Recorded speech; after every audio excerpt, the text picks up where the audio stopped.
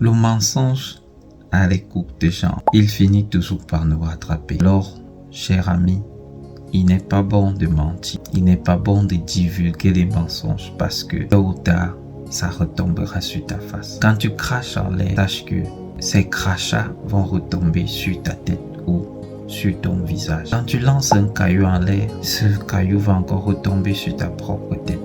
Alors fais attention, le mensonge n'est pas une bonne chose. Nous sommes ici dans 2 Rois, chapitre 5. Il s'agit ici d'une histoire que quand j'ai lu, elle m'a touché et elle m'a parlé. Il s'agit ici d'un homme, Naaman, qui était malade et il avait besoin de la guérison. Il a écrit une lettre au roi et quand le roi finit de lire cette lettre, il a voulu déchirer ses vêtements. Mais Élisée lui a dit, ne t'inquiète pas, je suis là. Et cet homme va comprendre qu'il y a un Dieu qui vit. Et c'est ainsi que Élisée va donner des indications à Naaman. Naaman croyait qu'il allait dire, viens, il invoque son Dieu et tout. Élisée lui a dit juste, va, tu te laves tel nombre de fois et tu guériras. C'est ainsi. Naaman l'a fait et c'est ainsi qu'il a eu sa guérison.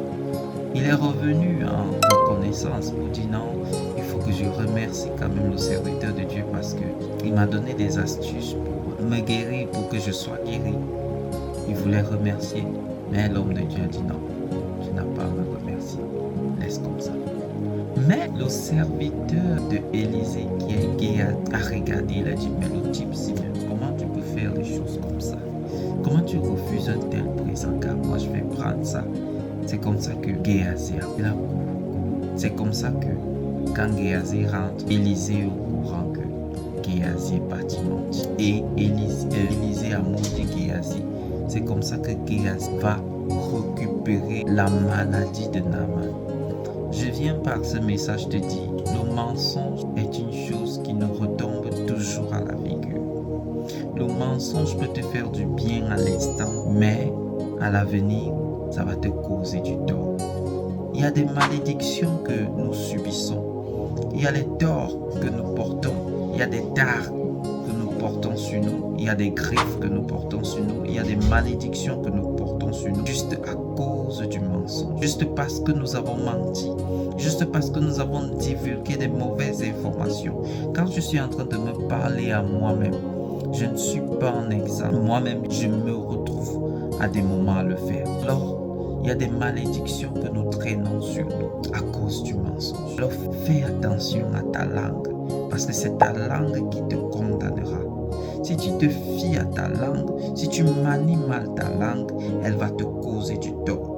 Voilà Géasi qui a manié sa langue pour dire des futilités, pour dire des mensonges. Et voilà ça qu'il a rattrapé. Il est devenu lépreux. Il a attrapé la lèpre que Naaman avait enlevée sur lui. Alors, mon frère, ma soeur, arrête de divulguer des mensonges. Arrête de dire ce qui n'est pas vrai. Arrête de parler en mal ou alors de dire des faussetés. Parce que parfois nous n'arrivons pas à réussir. Parfois nous n'arrivons pas à avoir du succès. Parfois nous n'arrivons pas à avoir la réussite juste parce qu'il y a des mensonges que nous traînons derrière nous. Et c'est ça qui nous rattrape aujourd'hui.